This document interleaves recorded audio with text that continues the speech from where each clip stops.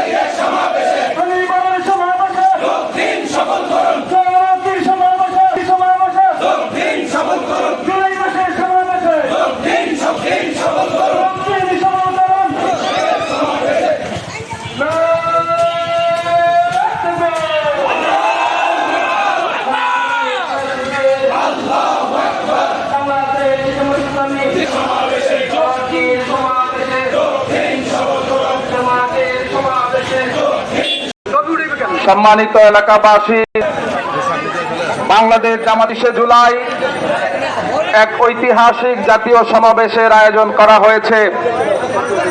উক্ত সমাবেশে সভাপতিত্ব করবেন বাংলাদেশ জামাত ইসলামীর সংগ্রামী আমির ডক্টর শফিকুর রহমান। জামাত ইসলামীর 7 দফা দাবিকে সামনে রেখে ঐতিহাসিক জনসমাবেশে দলমত নির্বিশেষে সকল পেশার মানুষকে স্বতঃস্ফূর্তভাবে অংশগ্রহণ করার জন্য আহ্বান জানাচ্ছি।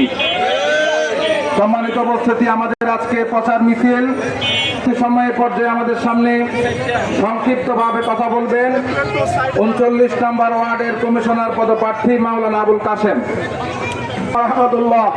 সম্মানিত ভাইরা, আগামী 19 তারিখ জামাত ইসলামীর মহাসমাবেশে আপনাদের সকলকে উপস্থিত হওয়ার জন্য উদাত্ত আহ্বান জানাচ্ছি। সাথে সাথে আমরা আজকে এনসিপি ছাত্র জনতার পদযাত্রায় ন্যাক্কারজনক হামলার প্রতিবাদে আমি বিশেষ করে সরকারে যারা আছেন অবিলম্বে গোপালগঞ্জ আমাদের আবার স্বাধীন করার জন্য কোন চেষ্টায় বাধা হয়ে দাঁড়াবে না।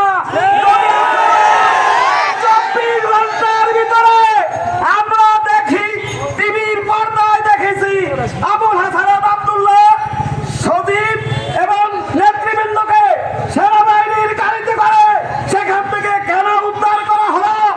পুলিশ কোথায় ছিল? সেনাবাহিনী কোথায় ছিল? অস্ত্রধারীরা এখনো সন্ত্রাসীরা আওয়ামী লীগের কবর রচনা বাংলাদেশে হবে। শুধু গোপালগঞ্জ আমরা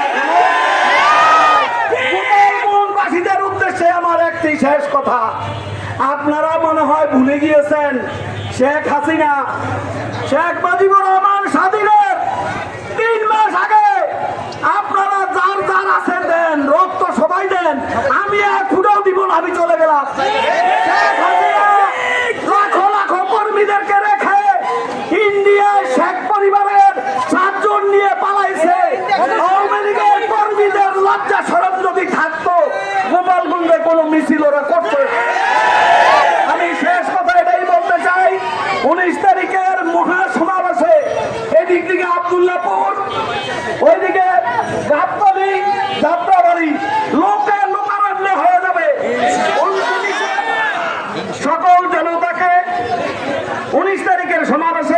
শরীক হওয়ার জন্য উদাত্ত আহ্বান জানিয়ে আমার বক্তব্য শেষ করছি।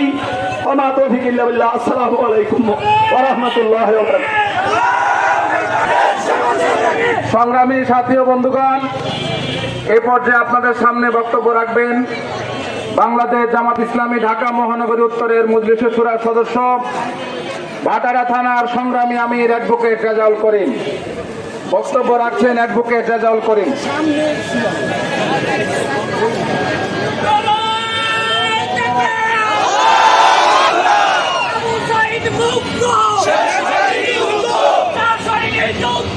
আসসালামু আলাইকুম ওয়া রাহমাতুল্লাহি ওয়া বারাকাতুহু।